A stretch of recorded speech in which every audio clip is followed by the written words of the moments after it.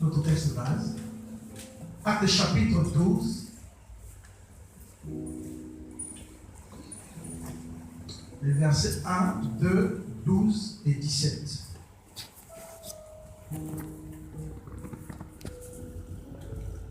Je vais lire. Actes chapitre 12, les versets 1, 2, 12 et 17. Vers le même temps, le roi Hérode se mit à maltraiter quelques membres de l'Église. Et il fit mourir par l'épée Jacques, frère de Jean. Voyant que cela était agréable aux Juifs, il fit encore arrêter Pierre. C'était pendant les jours des pains sans levain.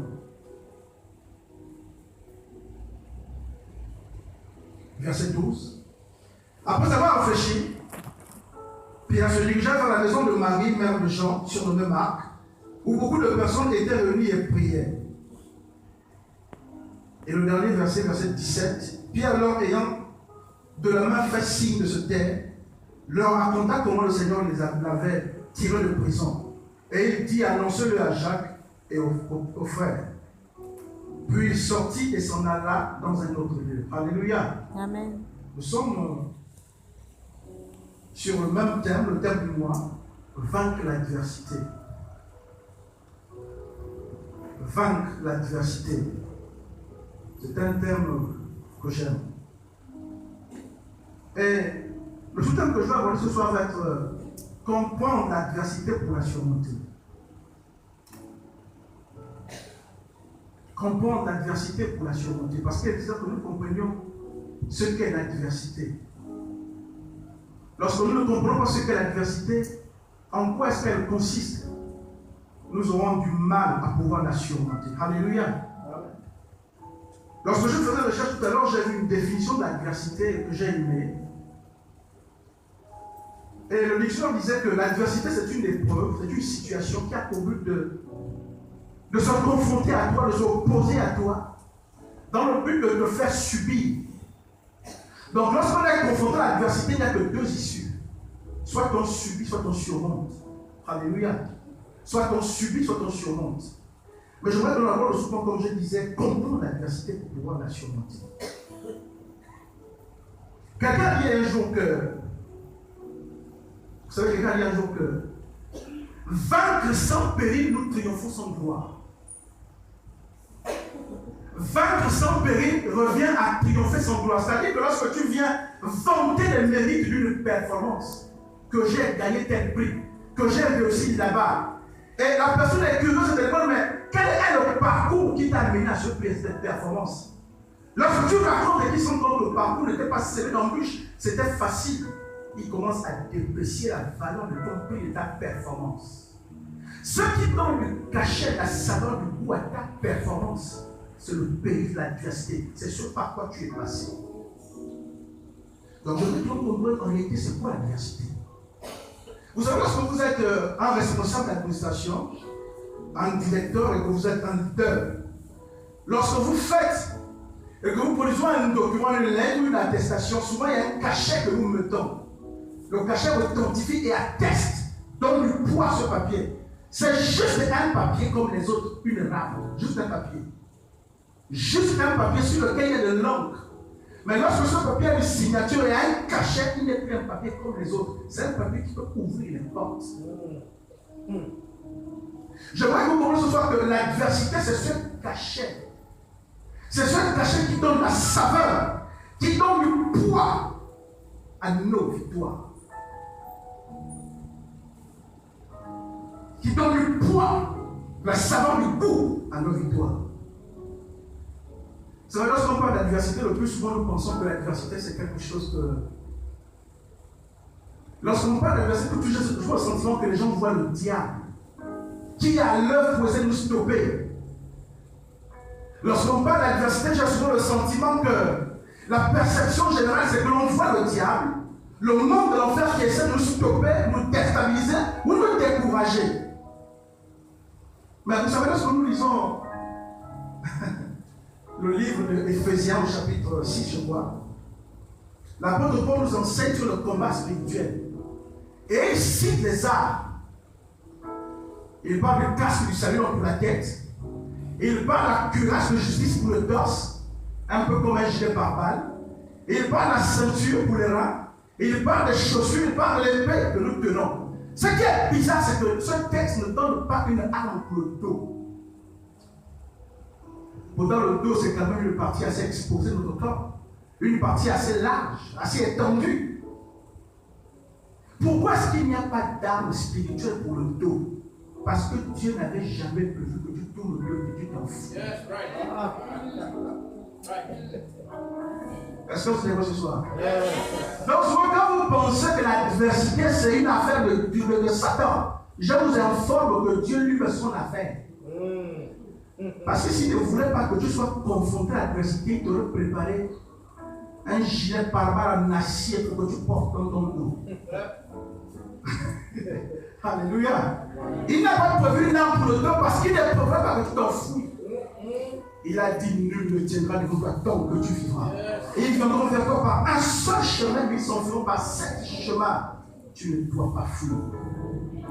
Tu ne dois pas fuir. Donc même Dieu est d'accord avec le fait que ta vie se confronte à l'adversité. Même Dieu est d'avis que ta vie se confronte à l'adversité au mur. Parce que parfois, quand on est confronté au mur, on a comme l'impression que Dieu nous a abandonnés. C'est là qu'on se pose des questions de Dieu, où es-tu? Seigneur, pourquoi cette difficulté? Pourquoi c'est dur? Pourquoi c'est compliqué? On a comme l'impression que Dieu nous a abandonnés. Parce que pour nous, l'adversité est signe d'absence de Dieu. On a comme l'impression que Dieu c'est un vieillard qui dort, qui ronfle et qui suit le journal et qui nous a oubliés. Mais je vous informe que Dieu est à vie. Que votre vie se confronte de temps en temps à l'adversité. Alléluia. Alléluia. Maintenant, si vous ne voulez pas demander d'âme pour votre dos. Vous savez, quand Dieu promet une victoire, lorsque Dieu promet une victoire, nous avons souvent l'impression, le sentiment que c'est quelque chose qui va faire comme un gâteau de mariage. Il va concocter pour nous et nous amener sur un plateau avec des feux d'artifice et nous le servir. Chaque fois que Dieu vous promet une victoire, dans sa logique, ça veut dire qu'il y a une bataille à mener pour que vous puissiez prendre cette victoire. Et il promet une terre où coule le lait et le miel le peuple d'Israël. Et lorsqu'ils arrivent, ils envoient des espions, allez voir un peu, vous faire une idée de cette terre promise. Lorsqu'ils s'en vont, il y a certains qui ont remarqué des géants. Ils découvrent que la terre en question n'est pas une terre déserte, une terre habitée. Et ce qui est bizarre, c'est que lorsque vous lisez la Bible, depuis l'Égypte, quand ils parcourent le désert, Dieu ne leur a pas dit que là-bas c'était habité, qu'il y avait des géants. Ça veut dire qu'ils sont en train de marcher joyeusement, on s'en va pour notre héritage, mais ils ne savent pas qu'il y a une équation qu'ils ignorent. Que l'héritage en question, il y a des gens assis dessus, des fils d'Anak, des gars à rentrer pour la guerre. Et lorsqu'on envoie des espions qu'ils voient ces géants, il y en a qui ont paniqué et ont même dit qu'à nos yeux et à leurs yeux, ils étaient comme des souterrains. Parce qu'ils pensaient que lorsque Dieu te promet la victoire, lorsque Dieu te promet le succès, c'est que tu vas être assis dans ton sang, il va en entrer comme un gâteau de magie, disait, et te l'offrir. Chaque fois que Dieu te dit victoire, pense qu'il y a combat. Pense qu'il y a combat.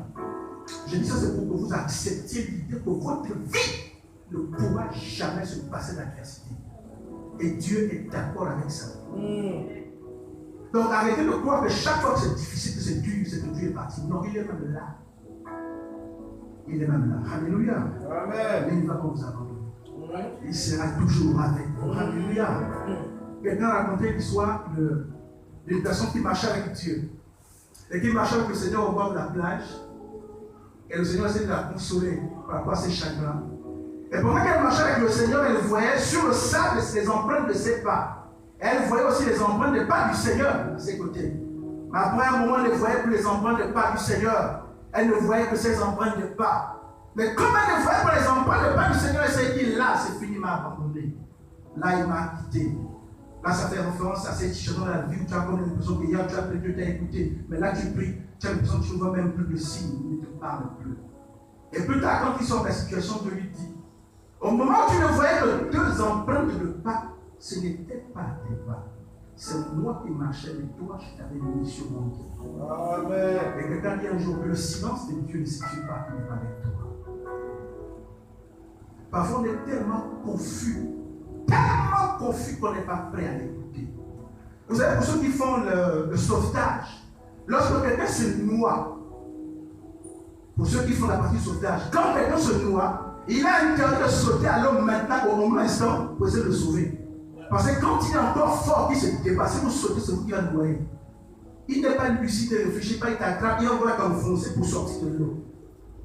Donc quand tu te débats, parfois tu es confus, tu n'es pas lucide. Tu as l'impression que Dieu est silencieux, il n'est pas silencieux. En fait, il agit, il pousse.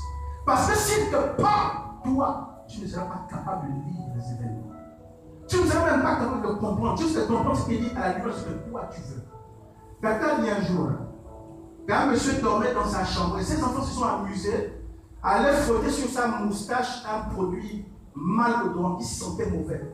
Et il se réveille, la chambre sent mauvais. Il sort de la chambre, maman, il va au salon. Oh, même le salon sent mauvais. Il va à l'extérieur, il va à la terrasse. Oh mon Dieu, le monde entier sent mauvais. Non, le monde ne sent pas mauvais. L'odeur est sur ta moustache. Et parfois, nous ne comprenons pas que lorsque tu es dans la confusion, en fait, Dieu s'abstient de te parler à ce moment parce que tu n'as pas la lucidité nécessaire de reconnaître. Tu risques d'interpréter même la voix de Dieu parce qu'il te montre à la lumière ce que tu ressens. Je vais vous faire un petit témoignage qui va vous amuser. Alléluia. Lorsque je voulais me marier,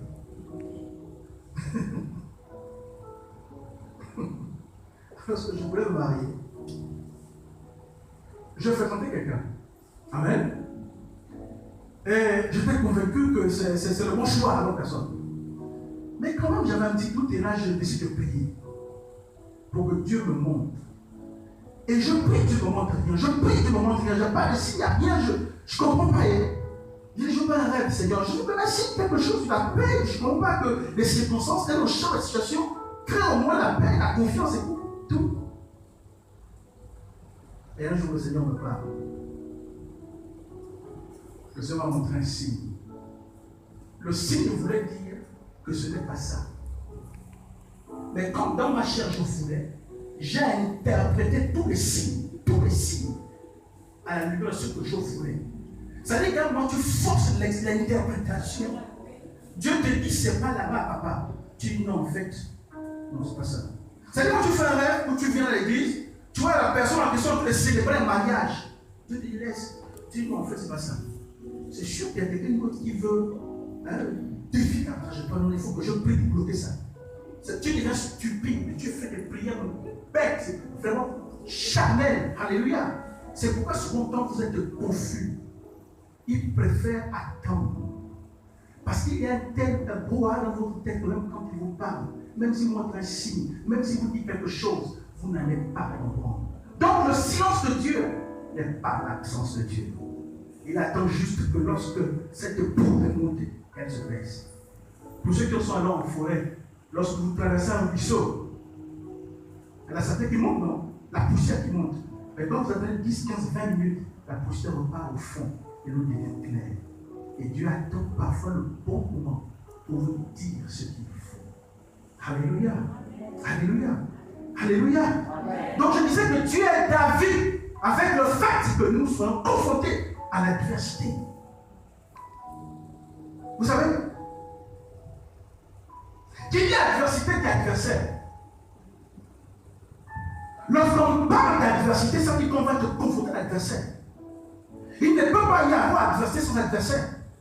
L'adversaire peut être la situation. L'adversaire peut être une circonstance. L'adversaire peut être une personne.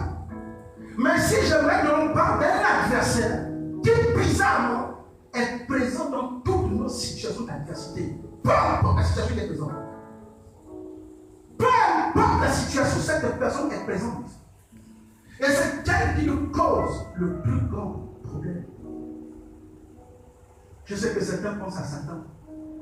Mais je vous bloque déjà, c'est pas Satan. Nous avons un adversaire redoutable. Vous savez, l'adversaire se définit comme étant une situation de confrontation, une situation d'obstacle, une oppression, une opposition. C'est-à-dire que tu vas partir d'un point A à un point B, mais il y a un obstacle au milieu, il y a une opposition qui t'empêche d'atteindre le point B et qui va te faire dévier de ta trajectoire. C'est ça l'adversité. En termes ça, j'ai oublié quelque chose. Si vous arrivez ce soir à la maison, et quand vous avez coupé le courant, quand vous avez coupé le courant, vous ne le souhaitez pas. Vous ne voulez pas donner l'argent que vous savez, vrai ou faux. Pour celui qui n'a pas d'argent, ça devient une situation d'adversité. Un obstacle à son confort dans sa maison. Mais celui qui a l'argent dans son cartel, qu'est-ce qu'il fait? Paf, il vient. Résultat dans le corps, il vient. Donc le problème de l'adversité n'est pas tant le fait de la circonstance qui vient vers toi. C'est parce que tu n'as pas les moyens de vaincre. Est-ce que vous comprenez? Le problème, ce n'est pas la situation. Souvent, nous pleurons. Il y a une décès, il y a une situation et tu cries parce que tu n'as pas d'argent. Peut-être que tu avais 500 000 et que tu as dépensé hier. Tu dis, oh mon Dieu, si j'ai encore cet argent, j'aurais résolu ce problème. Donc, en fait, notre détresse n'est pas liée à la nature, à la circonstance qui interagit avec nous. Notre détresse n'est pas liée à la difficulté, à la nature, à la situation. Notre détresse est liée au fait que lorsqu'on se regarde, on ne dispose pas de ce qu'il faut pour vaincre les situations en face. Et à partir du moment où ça déroule, nous faut l'adversité.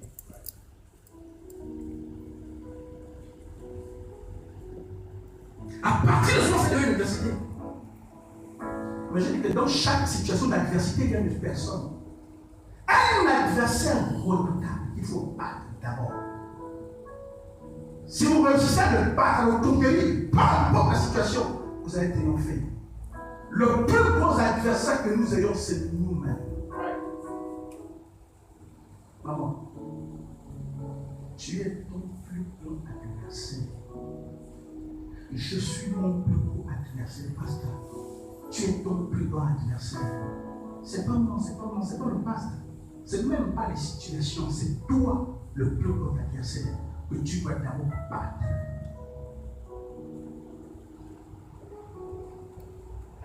Que tu dois d'abord battre. C'est toi le problème. La perception que tu as, l'attitude que tu as, la façon de te tenir que tu as, la conscience dont tu es conscient, ce sur quoi tu te focalises, c'est toi en fait. Et je comprends pourquoi Dieu vous dit j'exerce tes mains au combat. Et il y a un texte dans la Bible qui dit que le travail de l'insensé est difficile, non pas parce que ce travail est difficile, mais parce que l'insensé ne sait pas comment s'y prendre. Et sans donner à Dénaja raconte une histoire, c'est un pasteur nigérian. Il a la plus grande église d'Europe. Et il raconte l'histoire qu'un jour sa montre de grande valeur est tombée en panne. Et il a essayé de reparer comme sa montre, il dit c'est réparateur vole notre argent. Si je lui apporte cette montre, il va peut-être prendre 5 000 $. Il va me prendre l'argent pour rien. Je vais essayer de reparer moi-même. Et il a démonté et déplacé sa montre pour essayer de trouver si la raison qui a sauté. Il a essayé toute la journée, du matin jusqu'au soir. Il n'a pas pu trouver. Et le matin, il s'est résigné. Le soir, il s'est résigné pour venir la nuit. Le jour soir, il a amené chez le réparateur. Quand il a amené en rien, il a là, je sens qu'il va avoir ses difficultés. Il donne la montre au réparateur. Le réparateur de la montre, il lui dit bon, écoute, monsieur, allez faire juste un tour, vous revenez dans 5-10 minutes. Il s'en va en rien, on m'a dit mais il qu'est-ce qu'il raconte? J'ai fait toute la journée hier face à ce problème-là et tout. Et quand le gars est venu 10 minutes après, je me suis dit oh, tenez, j'ai fini. Je paye combien? Non, c'était un petit truc. Je vous le fais gratuit. Il dit comment une montre qui m'a tenu en difficulté toute la journée, lui, il a besoin de problème en 5 minutes. Et quand j'arrive venu, c'est gratuit. Il a compris que ce n'est pas tant parce que le problème est difficile. C'est son ignorance qui amplifiait la difficulté du problème. Alléluia. Les circonstances vont arriver. Les circonstances vont arriver. Il va y avoir de l'opposition, c'est sûr. Mais c'est vous-même. C'est vous-même qui êtes votre premier obstacle pour conquérir cette situation. C'est vous-même votre ignorance. C'est vous-même. Alléluia. Alléluia. Je vais expliquer aussi. Vous savez, Qui connaît le vaccin? Qui a été vacciné? Donc c'est vraiment une fois. Le principe du vaccin, c'est quoi? C'est-à-dire, le vaccin, en fait, c'est le microbe de la maladie qu'on vous injecte. Hein? C'est-à-dire que c'est le microbe de la maladie. Quand vous entendez le vaccin comme la rougeole, comme la variole, c'est en fait une souche, la bactérie qui amène la rougeole, la maladie, qu'on prend. Et qu'on vous injecte à faible dose dans le corps. Pour que lorsque ce microbe aille dans le corps, vos anticorps s'habituent à se défendre contre le microbe. Donc quand on vous vaccine, en fait, ce n'est pas un médicament, c'est le microbe qu'on vous met. Mais on le met à faible dose, il ne peut pas vous détruire. On le met à faible dose, en fait, comme pour entraîner vos anticorps à se battre contre des microbes de nature. Donc on l'envoie en vous pour exercer vos anticorps, afin que lorsque l'épidémie viendra, vous serez prêts à vous confronter.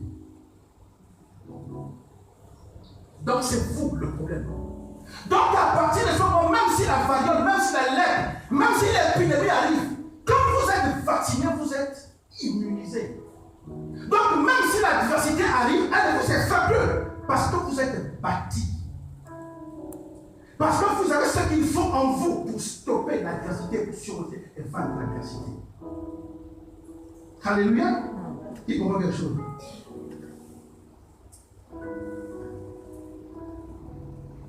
Donc c'est vous votre premier adversaire qu'il faut chercher à battre, c'est vous.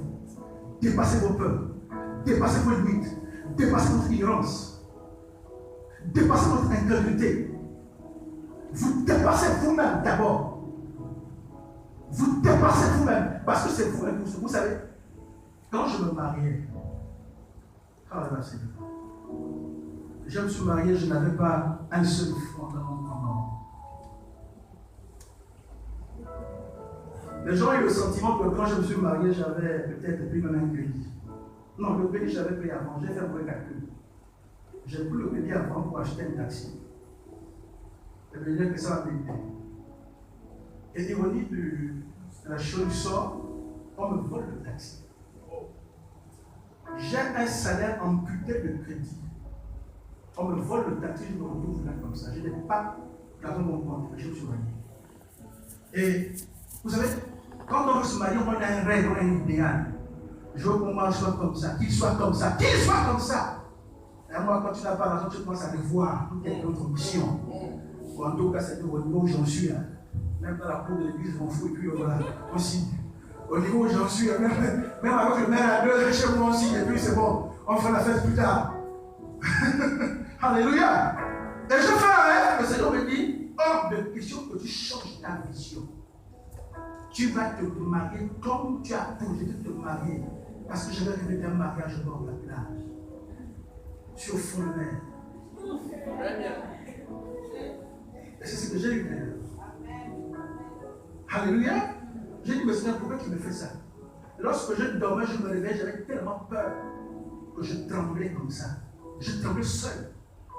Et Dieu m'a aidé de me confronter à ces situations, de trouver chaque fois des solutions, des ouvertures. Je me suis marié finalement, c'est tout ce que je peux expliquer, sans argent dans mon compte. Je n'ai pas retrouvé le vécu, ça peut que je retrouve. Et Dieu me dit, tu ne connaissais pas la foi, mon fils. Il fallait que je t'enlève les supports, les béquilles sur lesquels tu t'appuyais pour que tu apprennes à me connaître. Tu avais entendu parler de moi, mais maintenant tu vas faire. Alléluia. Et ça, partie ça, développer l'état d'esprit en moi, quelque part, n'importe ce qui arrive. Lorsque je me souviens du Dieu de mon mariage, je suis stable. J'ai entendu une femme un jour prier à Lomé. J'étais allé à Lomé pour une conférence. Cette femme a prié d'une façon qui m'a choqué. Elle priait, elle était en larmes, elle était à genoux, elle disait, je n'invoque pas le Dieu que le pasteur prêche, parce que son Dieu, je ne sais même pas comment il s'appelle, je ne sais pas s'il existe. Je dis, oh, la femme aime pas le pasteur. Elle dit, je n'invoque pas le Dieu qui fait pleurer les autres. Oh Dieu! Mais celui que j'invoque, c'est celui que j'ai invoqué il y a 5 ans. Comme Mario Toshima, tu as répondu. C'est celui que j'envoie lorsqu'à 4 ans, mon enfant mourait. J'ai crié à toi. Tu l'as ramené à vie. Je ne sais pas le Dieu que le pasteur prêche. Mais j'invoque celui qui m'a sorti là. Alléluia. Alléluia. Parfois, les petites situations que nous appelons adversité. Alléluia. Parfois, certaines situations que nous appelons adversité, en église, ne sont pas des adversités, sont des vaccins. Des situations que Dieu envoie vers nous parce qu'il voit que les anticorps sont fragiles. Il voit que les anticorps ne sont pas solides. Les anticorps ne connaissent même pas comment telle situation. Donc il envoie cette situation déjà pour te confronter, pour que tu apprennes à te battre. Que tu as dit, pleure, Dieu m'a abandonné, il ne t'a pas abandonné. Il envoie cette situation pour te bâtir. Il envoie cette situation pour que tu développes les réflexes qu'il faut. Il envoie la situation pour te construire, pour te solidifier, pour que tu sois prêt lorsque les véritables situations arrivent. Alléluia. Alléluia. Donc chaque fois que tu vois une situation bizarre que tu ne comprends pas, ce n'est pas l'adversité. Donc tu es dit que c'est l'école. Ça c'est l'école de Dieu, c'est comme ça. Alléluia. Ça c'est l'école de Dieu. Vous savez, la Bible compare nos vies à des vases. La Bible, nous sommes des vases. Et Dieu est le potier. Mais ce qui est bizarre, c'est que lorsque vous regardez le travail d'un potier, quand le potier a fini de façonner un vase, il amène bizarrement vers le feu et le met au feu. C'est le feu qui le durcit. Je me suis dit, où est le rapport entre l'argile, la pierre et le feu? Même lorsque vous regardez les constructions anciennes qui étaient faites en briques en terre cuite, on fait la brique en terre, mais ensuite on la met dans une fournaise chauffée à plusieurs degrés pour donner à cette brique la solidité. Et lorsqu'elle se met dans le mur de la maison, elle peut tenir des décennies, même des siècles. Dieu te bâtit avec quoi? 10 mois. Il donne la solidité, la résistance à ta vie avec quoi? 10 mois. C'est avec les situations que tu estimes que c'est l'adversité là. Ça, c'est le vaccin de Dieu. Ce qui est désagréable, ce qui est amer, les herbes amères. Et il les pousse et il envoie. Pas parce qu'il veut te détruire. Parce qu'il veut te solidifier. Il veut te construire, il veut te bâtir. Il veut exercer tes mains au combat. Parce qu'il sait que les autres situations qui arrivent là, toi, tel que tu es là, tu vas être même celui qui va gaspiller ses affaires. Et je comprends pourquoi Dieu a dit à Job, quand Job se plaint, Job se lamente et Dieu s'exclame. Waouh! Dieu a même la rhétorique, maman. Dieu dit, quel est cet insensé qui obscurcit mes vues des saints par des discours sans intelligence. C'est de moi, j'ai dit quand même, Seigneur, assois-toi un peu et laisse-moi parler. Comme moi, je dis souvent en français courant. Je suis dans la pression. J'ai perdu mon épouse, mes enfants, j'ai tout perdu. Et pendant que je crie, je me lamente, je dis, quel est cet incirconcis qui obscurcit mes desseins? Donc, ça veut dire que ton dessein, c'est me mettre dans la situation là. Ah, d'accord, tu m'as pas dit son début, Seigneur. Donc, en fait, tu m'as eu. Alléluia. Alléluia. Et à la fin, quand Job sort là, c'est lui-même qui tire la conclusion, il dit, j'avais entendu parler. Vous savez très souvent, pose la question. En fait, toi, quel est le Dieu que tu pries? Quand tu as raison, tu peux quel Dieu? Est-ce que tu répètes ce que je te dis ici? Est-ce que tu répètes ce que mon Patricia dit? C'est-à-dire, quand Dieu serviteur a dit, que toi-même tu dis quoi? C'est-à-dire que nos prières en réalité, c'est des relais. On vient ici écouter comme des pères, on va relayer à Dieu. Tu parles à quel Dieu? Est-ce que tu le connais? Et je comprends l'apôtre Paul qui arrive en Grèce, qui voit des hôtels qui sont bâtis à plusieurs dieux, et il voit un hôtel qui est bâti à un Dieu inconnu. Et Paul dit, ce que vous adorez, ce que vous connaissez, c'est ce que je vous annonce. Ça veut dire qu'on peut adorer mais sans le connaître. On peut être là assis comme ça, on dit, on prie, on jeûne, tu ne connais pas Dieu. Et il a dit à la femme samaritaine, vous adorez ce que vous ne connaissez pas. Mais pour que tu le connaisses, comment il fait vivre? Vous pensez que Dieu envoie les anges avec une table de craie?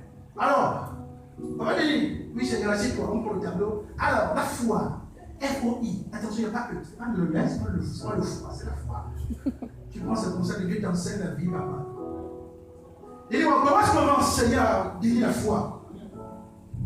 Gabriel, oui, il va appuyer quelque part. Comme son patron est un peu bizarre, appuie encore. On te coupe le salaire de 2, 3, 4 mois, tu as le loyer. Tu vas payer. Oh mon Dieu, Dieu m'a abandonné. Non, il ne t'a pas abandonné. Il n'a jamais été aussi près de toi. Avant, tu suivais le cours par visioconférence. Là, lui-même, il a. Avant, quand tu marchais, tu croyais que c'était bien là-bas. Hein? Quand tu croyais qu'il était avec toi, là, il n'était même pas là. Tu suivais le cours par Internet. Mais quand ça chauffe là, lui-même, il est là avec toi. C'est pas maintenant où il est. C'est que tu appelles l'adversaire, c'est le cours. Parce qu'il veut t'apprendre à le connaître. Jean 17, verset 3, Jésus dit, hein, il a fini de garder les apôtres et il se prépare à partir. Il fait sa prière. Le résumé de sa vie dit, or, la vie éternelle, c'est qu'il te connaisse toi, le seul et véritable Dieu. Mais connaître Dieu, c'est quoi? Dis-moi, toi, quand tu connais Dieu, c'est quoi? Toi, connaître Dieu, c'est quoi? Connaître Dieu, c'est quoi? Ce que vous appelez adversité, ce n'est pas adversité, c'est des cours que Dieu vous donne. C'est des situations qu'il crée pour vous permettre de découvrir, de connaître. Il a dit à Abraham que Moïse m'a connu sous l'éternel à toi. Je me ferai connaître sous Jéhovah, la fois où Jéhovah j'irai. C'est pourquoi lorsque vous voyez le nom de Dieu, chaque nom met en évidence un aspect de la nature de Dieu. Mais comment tu découvres cet aspect? Tu crois que c'est quand tu as fini devant les potistes, tu manges, tu es assis devant ta terre, sur le glace, c'est là où tu découvres un aspect de Dieu. Non, dites-moi. Tu as fini de boire ton bouillon de carpe avec le zé, avec le mambo, le flotteur. Tu as fini de manger, tu es là assis, tu suis un bon match, tu vas passer avec toi. Tu suis un bon match, et tu es là, tu as la révélation. Quelle révélation, papa? Tu n'as pas la révélation? Tu n'as pas la révélation? C'est pourquoi tu envoies des situations bien. Vous savez? Seigneur, aide-moi. Il faut suivre moi dans la chaise. Je dis quelque chose. Lorsque vous demandez du pain à Dieu, je prends l'exemple simple à terre. Dieu ne vous donne pas du pain parce que vous avez faim. Tu as un problème, tu as faim, tu as prié, tu as eu le pain. Comme le boss de la puissance du pain. Tu te réjouis, tu dis, oh mon Dieu. Dieu ne te donne pas le pain parce que tu as faim. Chaque fois que Dieu répond à une voix prière, il ne répond pas à une voix prière parce que vous avez faim, parce que vous êtes dans le besoin. Dieu, chaque fois qu'il répond ou il donne, c'est pour se révéler. Toi, quand tu prends le pain, tu te limites au pain, tu mets le beurre, tu mets la confiture, tu manges, tu dors. Pour toi, c'est fini. Mais le pain vient avec une révélation que je suis celui qui pourvoit. Si tu comprends cette révélation au-dessus du pain, demain, si il y a une situation difficile, tu te souviens de cette révélation. Il existe, il est pouvoir et j'affronte. Mais nous pleurons chaque fois parce que quand le pain arrive, tu te limites au pain, tu manges, tu dors. Demain, quand c'est le malheur, tu pleures encore, il envoie, tu manges, tu dors. Demain, quand c'est l'autre, ça ne t'a même pas aidé. Toutes les histoires se passent. Donc, chaque situation difficile qui vient vers toi, c'est des fenêtres que Dieu ouvre dans ta vie pour se révéler. Ce que vous appelez l'adversité. Parce qu'il a compris que le problème, c'est toi. S'il ne te bâtit pas, s'il ne te construit pas, s'il ne t'aide pas comme il faut, tu ne pourras pas. Alléluia.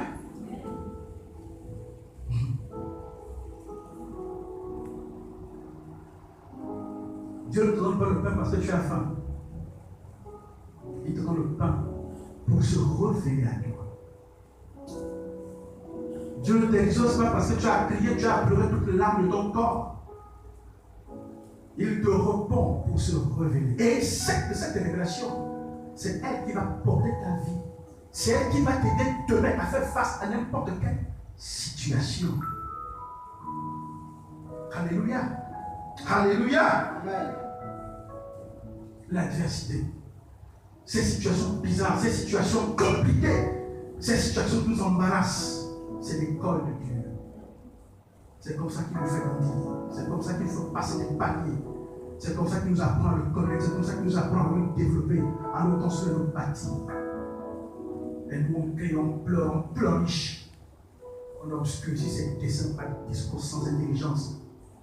On ne comprend même pas ce que Dieu essaie de faire. On ne comprend même pas ce que Dieu essaie de faire. Je vous dis quelque chose. Voilà un secret qui va vous aider quand vous êtes en difficulté. Retenez ceci. Retenez bien ceci. Dieu n'est jamais surpris.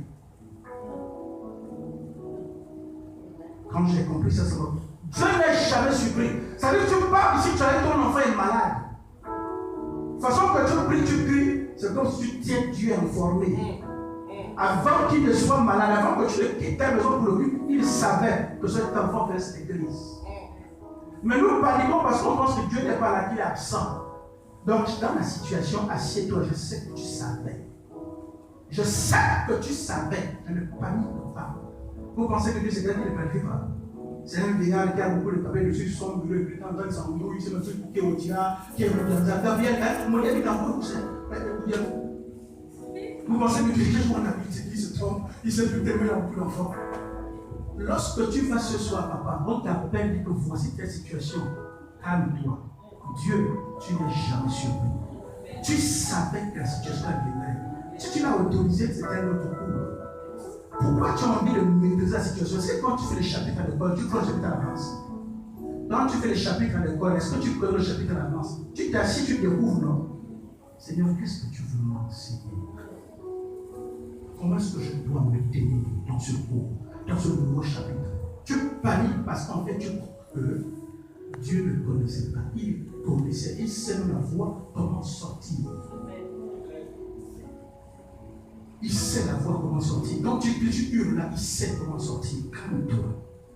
Prie, pleure à ton Dieu. Regarde à lui et il va se réveiller. Et il va te montrer comment sortir de là. Et petit à petit, lorsque tu vas enfiler des situations comme ça, peut-être deuxième, troisième, quatrième, tu vas acquérir de l'expérience. Tu vas connaître ce Dieu. Pas le Dieu qui prêche. Pas le Dieu des expériences. Cette expérience de Dieu soit pour lui. Ça nous inspire. Mais toi, je t'assure, papa et maman, ma soeur, mon frère, si tu ne connais pas Dieu, si tu ne le connais pas pour l'avoir expérimenté par les situations que tu as vécues dans ta vie, tout ce que je te dis là, c'est rien. Est-ce que vous comprenez? C'est-à-dire quand on finit de nous enseigner comme ça, quand tu vas faire exercice d'application, l'application c'est ce qu'on vous appelle l'université. Donc ça n'est pas que c'est pourquoi, comme je vous ai dit, Dieu n'a pas donné des armes pour le dos. Hein, non? Toi, tu es une arme pour le dos, peut-être. Hein? Avec un acier métallique derrière pour te protéger des balles perdues. Les balles pour tailler. Non! Dieu ne le taille pas. On le taille l'adversaire en face. On la faute. On se tient. Je disais à une soeur, je l'ai fait ce témoignage ici un jour, je le refais. Elle avait eu le bac, elle a eu la bourse pendant Tunisie. Comme elle a eu la bourse un peu tard, elle avait choisi d'aller au bourse stage pour demander de stopper la bourse, de gérer la bourse, pour que l'année d'après, elle prenne. Et lorsque l'année d'après arrivait, il y a eu des complications, des bouffages après et tout. On a supprimé sa bourse. Elle a pleuré, crié, dit, mais où est Dieu? Pourquoi est-ce que Dieu m'a abandonné? Pourquoi est-ce que Dieu m'a abandonné? Elle est venue me voir et me dit, mais qu'est-ce que tu as dit là-dessus? Puisque tu aimes souvent trouver des raisons à Dieu, tu aimes justifier beaucoup de choses. Je lui ai dit, il n'y a pas de problème, je vais prier pour toi. Je vais venir à la prière. Mais avant, je vais faire une autre prière pour toi. Il y a quelques jours, j'ai suivi la télévision, une femme qui est passée à la télé avec un enfant qui a 12 ans, qui est paralytique, qui ne marche pas, qui ne court pas. Depuis qu'il est comme ça, il fait que dans les abysses, la mère s'en occupe. La maman est dépassée, elle a de l'ancien cri, le secours à la télévision pour dire que il paraît qu'on parle de la fille sur l'opérer l'enfant et l'enfant va se rétablir.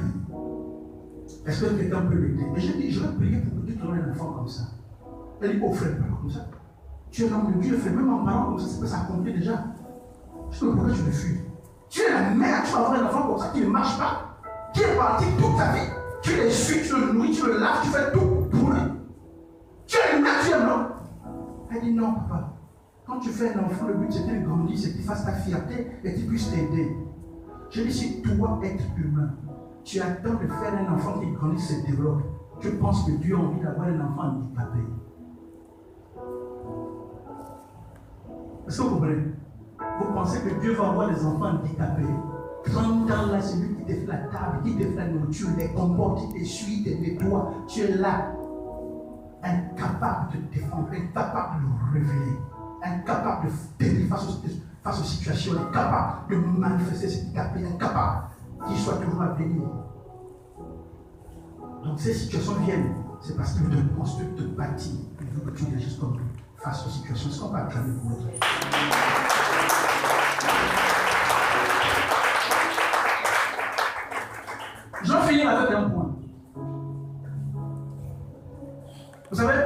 j'ai lu, lorsque Jésus s'en va, il y a ses disciples, allez faire de toutes les nations mes disciples.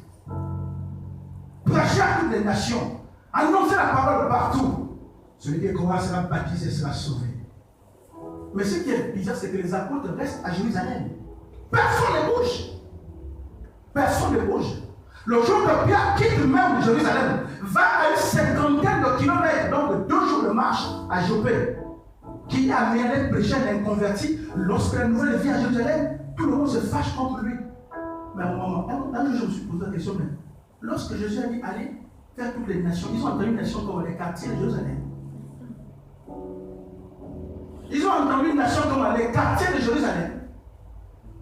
Au point que lorsque Pierre s'en va prêcher à l'inconverti à Jopé, 52 km de Jérusalem, ils se fâchent. Mais quand Jésus est allé par tout le monde, ils ont entendu ça comme.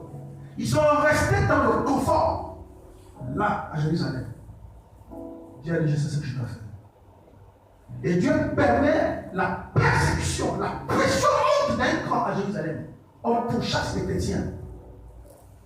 On attrape Jacques et on le tue. Et lorsqu'on met un main sur Pierre, là, les chrétiens paniquent et commencent par prier. Commencent par prier. Ils ont tellement prié qu'ils ont provoqué le réveil. La Bible dit que pendant que Pierre était en prison, l'ange allait le sauver. Avant, pourquoi il ne priait pas? Pourquoi il ne priait pas avant? Vous pensez que quand Jacques meurt, c'est une défaite pour lui? La Bible dit que la mort est un gain. C'est l'Église qui perd parce que l'expérience qu'il a engagée aurait servi à l'Église. Lui s'en va dans la gloire, nous on reste son Père. Et donc Dieu permet l'oppression pour réveiller l'Église qui était passive dans le confort. Depuis qu'elle dit allez. Parfois Dieu permet l'oppression pour te réveiller. Et c'est à cause même de cette oppression que les apôtres ont fui Jérusalem. En fuyant la pression, c'est comme ça qu'ils ont mis l'évangile à travers le monde. Imaginez que Dieu n'avait pas permis la pression. Ils étaient restés à taper de Madeleine et quatre tranquilles à Jérusalem à bénir le Seigneur. Alléluia. Donc chaque situation difficile de votre vie ne vient pas pour vous tuer. Dites-vous que je suis au chapitre 1. Là c'est le chapitre 2. Là c'est le chapitre 3. C'est Dieu qui est en train de m'apprendre à le connaître. Qui est en train de façonner mes bras, mes mains au combat pour que je sois prêt et que je sois plus intimidable. Alléluia. Que Dieu vous bénisse.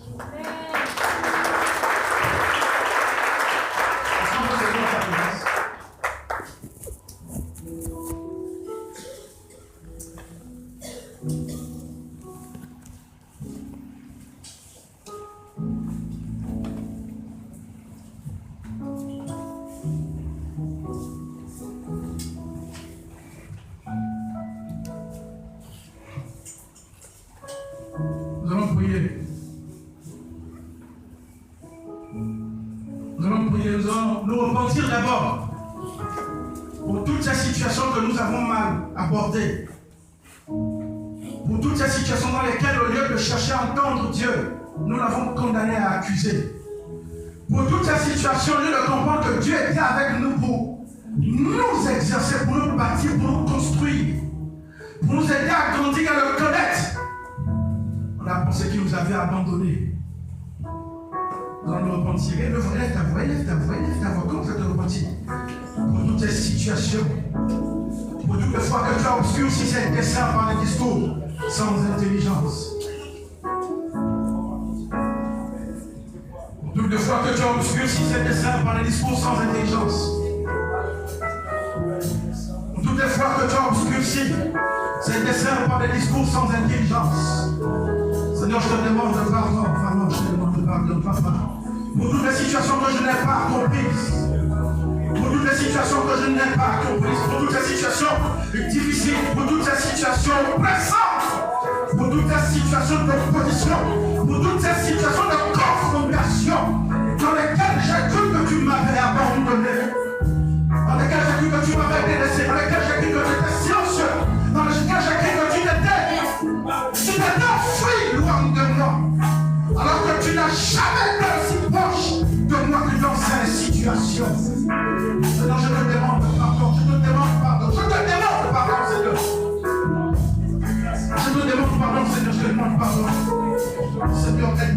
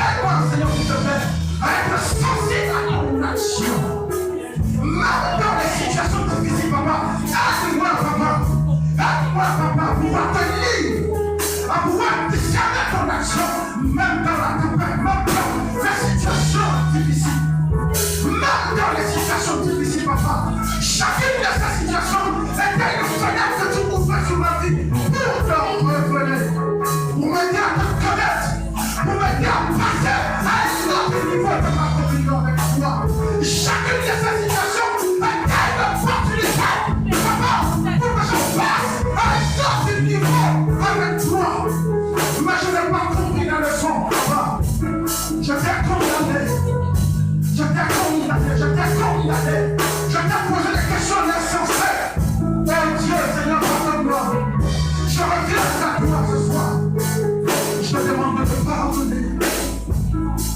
Oh, pardonne-moi, Seigneur, s'il te plaît. Pardonne-moi, s'il te plaît. Nous allons encore prier. Et demander à l'Esprit de Dieu d'ouvrir l'eau, d'illuminer les yeux de notre cœur, afin que chacun d'entre nous apprenne à être sensible. Apprenne à être sensible, à ne pas s'affoler.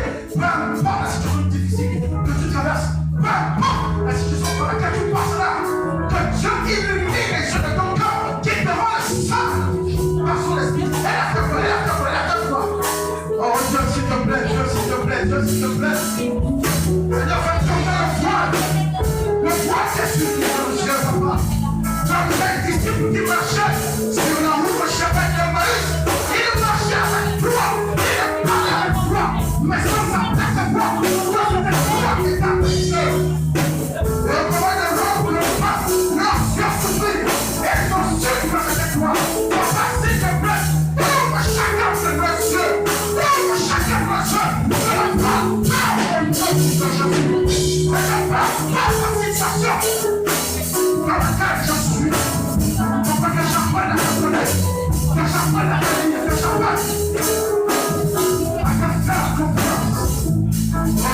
Oh Dieu. Seigneur, merci, parce que tu nous exauces et que tu nous bénis. Gloire te soit rendue au nom de Jésus. Amen.